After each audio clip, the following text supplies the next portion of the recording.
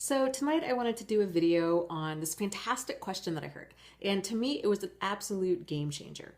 So but let me just back up a little bit before I tell you the question, because I think this will help give it more context. So you're probably familiar with the whole philosophy that we tend to date people that are like our parents, right? We tend to recreate that dynamic. We either go one of two ways with that, right? So we either recreate that dynamic. So if we're brought up in this abusive environment, we tend to seek out abusive people because it's familiar. Or we do the exact opposite, and if we're brought up in an abusive environment, we tend to seek out really healthy people, so we don't recreate that. We tend to go one of two ways.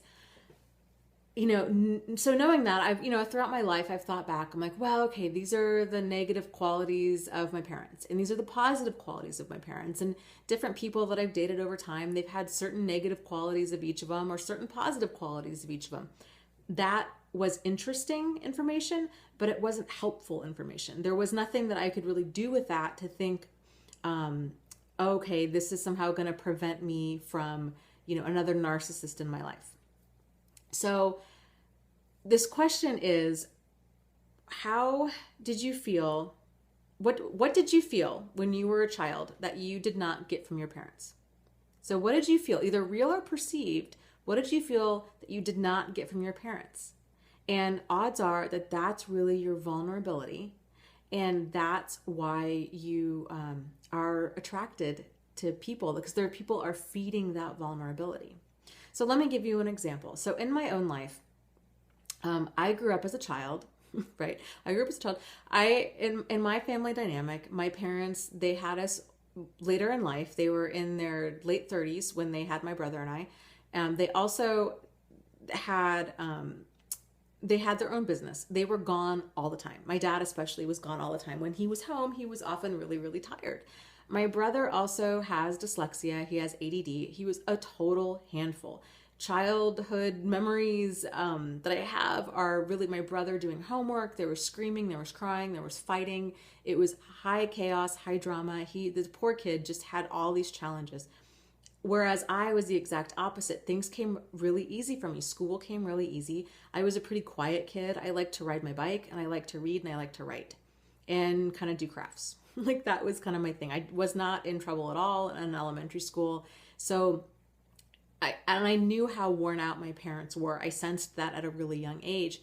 So, and even though, there was only a 2-year age difference between my brother and I. So, but even then I sensed that at a really young age and was encouraged them, it's okay. Like, I'll be okay. I'm fine. I can entertain myself. Pay attention to Victor, my brother.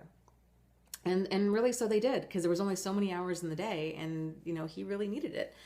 So I grew up, the unintended consequence of that is that I grew up feeling very ignored and unloved.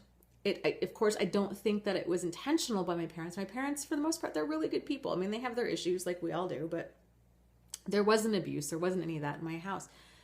And so that really is my vulnerability. And the first relationship that I had in high school that was toxic, he gave me kind of crumbs of love and affection. It was just enough to hook me, because that was maybe like, that might have even really been like my first real relationship. So I was paying attention to his words and not his actions. And I think I was so desperate to feel, attention. And so I was so desperate to have that attention and have that love that I was trying to make things work. I finally got out of that and was like, oh no, never again. He had all these, he was kind of like your stereotypical abusive person. He was very into power and control. He was a total jerk. Yuck. I just didn't know. I was young and naive, and I took people at face value. And, you listen to people's words when they tell you they're sorry, that they're going to change. You think that they do it. So, or that they mean it. So fast forward 20 years. Okay. So 20 years, I did pretty good. I dated, I had some good relationships. I had some highs. I had some lows. For the most part, it was not eventful, not like anything significant. I've dated a handful of covert narcissists since my divorce. And really, thinking back on that question, okay, so now that I know that one of my vulnerabilities is that I walk around feeling very ignored and unloved. There's this kind of like deep, not that I walk around feeling that way, because I really don't, but it's kind of, that's kind of this piece in me that is super sensitive, that's always looking to get fed. And knowing that, that's exactly how they got into my life, and that's exactly how I was attracted to them. So if you know kind of my whole philosophy on narcissism, you know that I don't believe that victims attract narcissists. I believe that narcissists are con artists, and they're not attracted to people, but they are attracted to vulnerabilities. And because we're all human, we all have different vulnerabilities. It's part of being human. It's part of the whole human experience. It's what bonds us to each other. It's what gives us empathy. So you can change certain things, right? Like you can lose 100 pounds, or you can go through enough therapy that you're no longer codependent. These things don't ensure that you're never going to date a narcissist again. What this just means is you've kind of ironed out that one vulnerability, but you know what, then up pops another one. So maybe then your next vulnerability is you just had a birthday that ends in a 0 or a 5, and now you're freaking out because you're 45 or 75 or whatever. Now you're vulnerable because of that, or you're vulnerable because you gained weight or you lost weight, or maybe now you're codependent, or maybe now you're recently divorced, or maybe now you came into money, right? Like there's all these different things that make us potential targets to con artists. So, looking back on it, that's really what Jack and Steve both gave me. The first guy, I was looking to kind of recreate, I think, a lot of that dynamic of feeling ignored and unloved. It was comfortable, but it was very toxic. And I knew that I didn't want that might have been his idea of love, but it definitely wasn't mine. So I had ended that relationship, again, 20 years later, Jack and Steve. I really thought those relationships were good relationships. So the spectrum or the cycle of a narcissistic relationship, it goes idealize, devalue, discard, right? In my case, there was no devalue stage done to my face. So it really went idealize, discard. So with Jack, that relationship, I just happened to stumble across his double life, was horrified and was like, oh, hell no, you're out of here. Steve, that was a sudden discard on his end. He upped and just left and moved.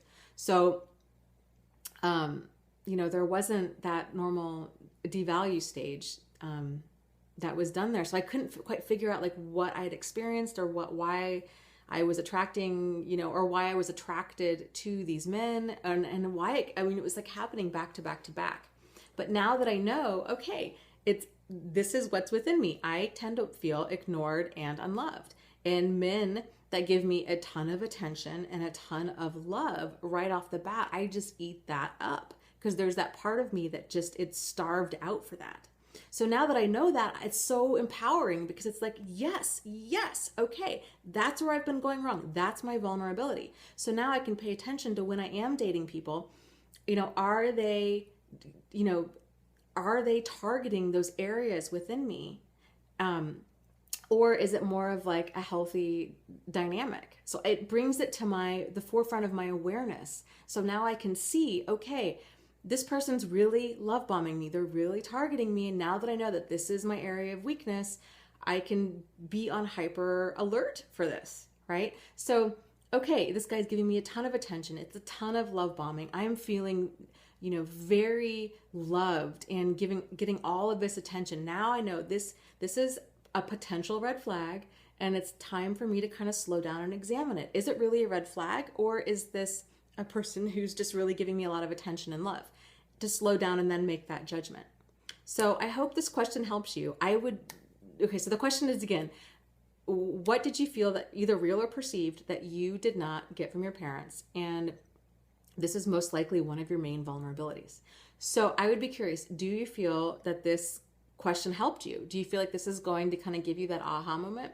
And if so, let me know. I'd be curious to know people's different vulnerabilities that they're coming up with. You can share all of this with me. There's my email, there's my support group, my website, all of this down below. And if maybe this question doesn't give you that aha moment, but you've had other questions or insights that have, please share those with me too, so I can share them with other people. I have learned, I will tell you, I've been in this field for a really long time. I'm a psychiatric nurse now. I worked in a domestic violence shelter before. I will tell you, hands down, like bar none, I have learned so much more from other victims than I ever have in any of the training that I've done combined. Seriously, like that's kind of scary, right? But it's true. I have learned so much more from victims. So whatever you have learned, whatever's helped you, let me know, and I'll be more than happy to pass it on. I think that's really how we all heal, is we all band together, share our lessons learned and then move forward. So with that said, my name is Dana, and if you have any questions, comments, concerns, frustrations, you want to say hi, you need some support, you know where to find me. Just lots of love to you guys. Hang in there. Just know that you are not alone, and that you're not crazy, and that you can heal from this, and you can really go on to have a fantastic life. Okay, so I will talk to you soon. Take care. Bye.